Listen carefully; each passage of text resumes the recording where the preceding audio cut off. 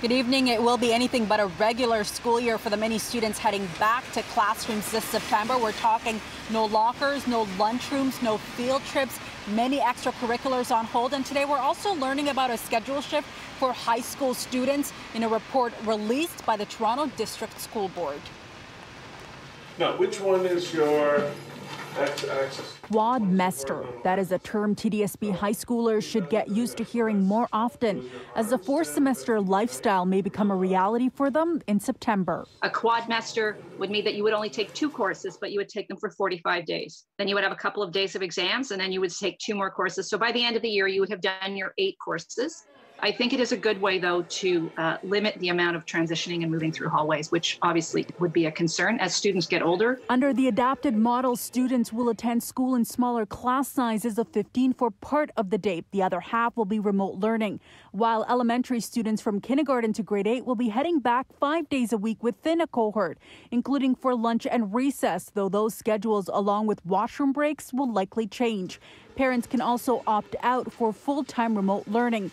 Though it appears that the TDSB is working towards smaller class sizes, it isn't guaranteed. My kids are in grade 4 and grade 7, and there are no class caps on kids attending school at that age. My older kid has routinely been in classrooms of more than 30 children. That is understandable. I mean, unfortunately, smaller cohorts cost more money. It's a different type of teaching. It's a different type of recruiting.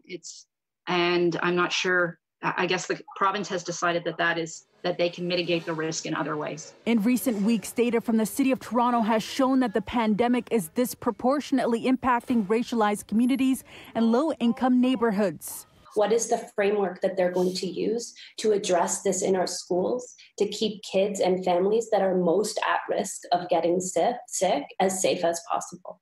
This plan doesn't do that. Is part of the conversation going to be this data that's been collected? We are very aware of what the communities our kids come from, and obviously the city has shared that some of the areas are more harder hit, and we'll have to put resources to reflect that as we need them. In an attempt to avoid large gatherings, floors will be marked with stickers. Signage will go up. Students won't have a locker or eat lunch at school as cafeterias are closed. No sports this year either, or field trips, and extracurriculars will be limited. The province is requiring all school boards to submit their plans to safely reopen in September, and part of the safety plans for students in grades 4 and higher to wear masks. Some parents still unsure about sending their kids back.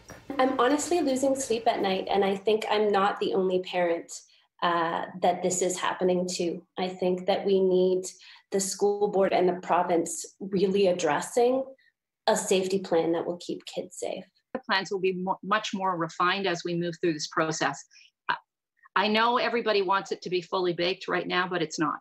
Basically, it's too soon. There's too many moving parts.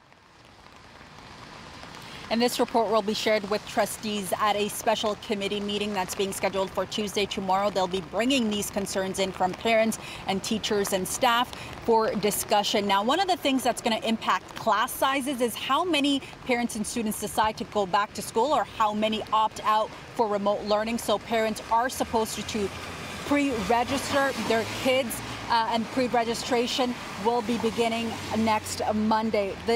And these key decisions come as the city settles into its reopening plan. Our Tina Yazdani has more on that.